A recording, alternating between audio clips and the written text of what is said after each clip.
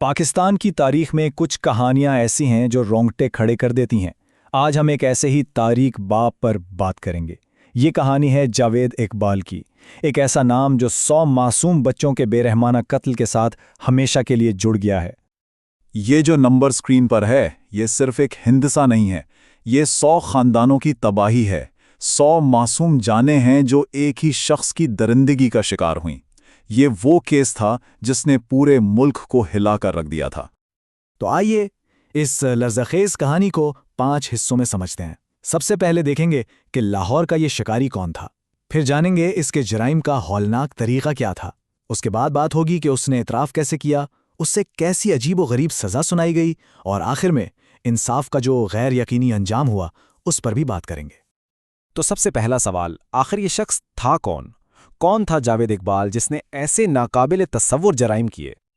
نام تھا جاوید اقبال مغل، لاہور کا رہنے والا، بظاہر ایک عام سا آدمی، لیکن اس عام سے چہرے کے پیچھے ایک ایسی وحشت چھپی تھی جسے بعد میں دنیا نے ککری کے نام سے جانا۔ اب ہم اس کیس کے سب سے تکلیف دہ، سب سے خوفناک حصے کی طرف چلتے ہیں۔ آخر وہ کرتا کیا تھا، اس کا طریقہ کیا تھا، اور وہ کن لوگوں کو اپنا نشانہ بناتا تھا؟ اس کا نشانہ تھے معاشرے کے سب سے کمزور اور نظر انداز کیے گئے بچے، لڑکے جن کی عمریں 6 سے 16 سال کے بیچ تھیں۔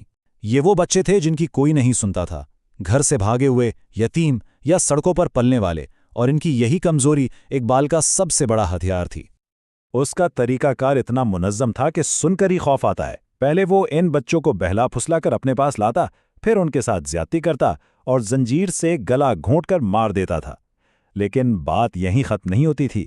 ثبوت مٹانے کے لیے وہ لاشوں کے ٹکڑے کرتا اور پھر انہیں تیزاب سے بھرے ڈرموں میں ڈال کر گلا دیتا تھا۔ اب سوال یہ ہے کہ اتنی صفائی سے کیے جانے والے یہ جرائم آخر دنیا کے سامنے آئے کیسے؟ یہ بھی ایک عجیب کہانی ہے۔ یہ بات ہے 1999 کے آخر کی۔ لاہور کی راوی روڈ پر ایک گھر سے بہت تیز بدبو آنے لگی تو پولیس نے تحقیقات شروع کی۔ پھر اچانک دسمبر میں جاوید اقبال نے خود ہی پولیس اور ایک اخبار کو ایک خط بھیجا جس میں اس نے صاف صاف لکھا کہ اس نے 100 بچوں کو قتل کیا ہے، اور پھر 23 دسمبر کو وہ ڈرامائی انداز میں ایک اخبار کے دفتر پہنچا اور خود کو پولیس کے حوالے کر دیا۔ جب پولیس اس کے گھر پہنچی تو منظر کسی بھیانک خواب سے کم نہیں تھا۔